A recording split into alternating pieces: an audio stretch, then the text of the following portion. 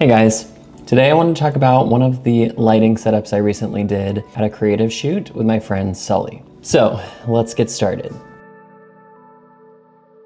The idea for this shoot came about because Sully had just bleached his hair for another shoot that we had done, and we were both talking about how we had really wanted to do a shoot where we paint cool designs into his hair, and so that's what we did. So for this shoot, I did 3 different hair looks, and each one had its own kind of distinct lighting look to that set of images. But for this particular video, I'm just gonna focus on the first look that we did, which was the cheetah print hair. You can see in this video that I'm painting his hair. I used basically just kids face paint and some paint brushes. It's a washable paint, and I just painted it directly onto his hair, let it dry a little bit, and then it was ready to go. Honestly, it came out super well, despite the fact that the paint wasn't very good quality, and I'd never done that before, so I wasn't exactly sure how it was gonna come out, but it looked very cool, both in person and on camera. So for my shoots, I often use strobes, but sometimes I like to use constant lights as well. And for this shoot, I was using my Aputure D300 lights.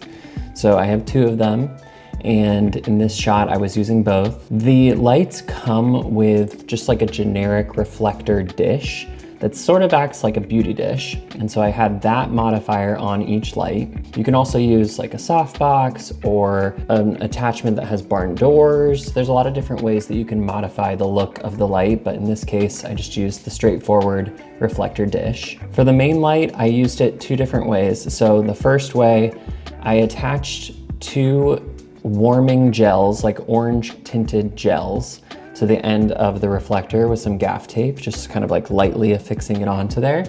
And that gave the overall look of the image a nice orangey warm glow, which was really nice. And then for the second set of pictures, I ended up taking that off so that it was just a clear white light. The key light was positioned a little bit off to the right of me and pretty close to the top of my head. I didn't want to have really dramatic shadows underneath the chin or underneath the eyes and nose. I wanted it to be pretty straight on. The second light was off back behind him, and you can see it in this video. It's not actually angled directly at him.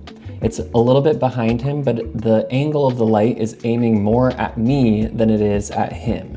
So the fall off of the light is actually what's hitting him on the side. It's not the direct light, it's sort of the edge of the light. Another thing that I really like about these particular lights is that they're super user-friendly. They have a dial on them where you can easily turn up or turn down the power output. So it's really easy to know how bright is this light actually gonna be. You can see it, it's 1 through 100 in terms of the percentage of the light that's being outputted. And you can turn it to 76%. You can be super, super specific, which is great. For the main light that was in front, I had it all the way up to 100. And then the back light, I had down closer to 40 to 45% because I didn't want it to be as bright as the main light. I should also say the back light, same modifier, but I didn't have any colored gel on it. So the light that was coming from it was a nice white, clear light. And the front light, having that warming tone, kind of contrasted that in a really nice way. The 2 different tones, even though it wasn't blue and orange, so it's super contrasty, just having a warmer light and a cooler light gave it a nice sort of pop. The background, I think is important to know, is just a white wall.